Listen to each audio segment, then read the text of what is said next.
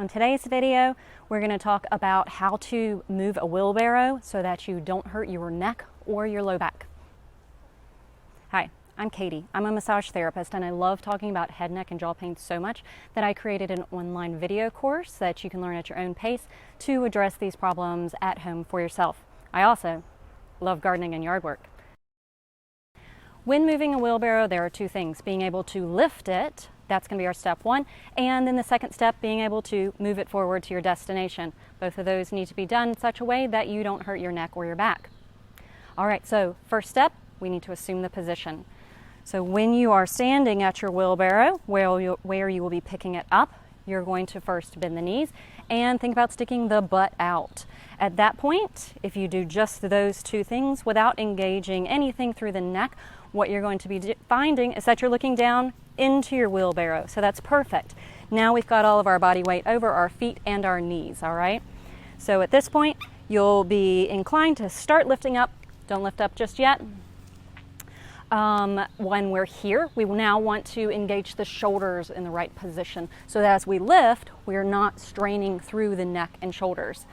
What you're going to be thinking of is rolling the shoulders back and down so that they're almost going into a little pocket. What it's going to look like is from our hands hanging down, where my knuckles are facing towards my front, we're going to roll back and down and secure those here. We're really engaging this lower trap, rhomboids, and also some of our side ribs. So in that process, from not in that position to back and down, those knuckles went forward to facing the thumb facing forward. So that's a good sign. That's also going to feel like how you want to pick up your wheelbarrow, right?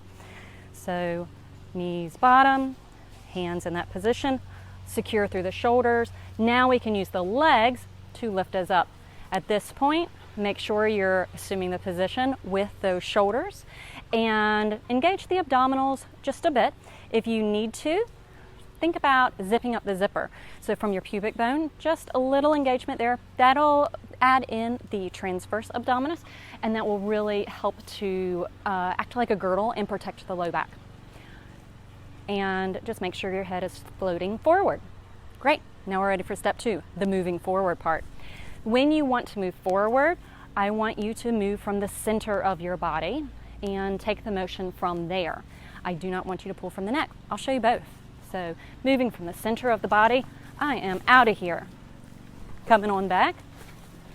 Now I'll show you the worst way, moving from the head. So if we're pulling the head, you can tell that I can't keep the shoulders fully engaged, and I am just going to be straining through the neck.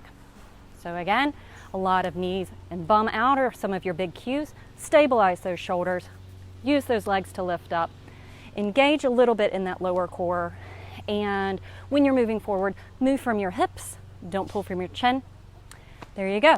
Last tip I have from you: after a lot of yard work, whether you do it as ergonomically correct as you can or not, you might be a little sore. It's a good workout, so you might need an Epsom salt bath. Go back to my blog post or my other YouTube videos and find how to take an Epsom salt bath so you were doing that correctly. Thanks so much.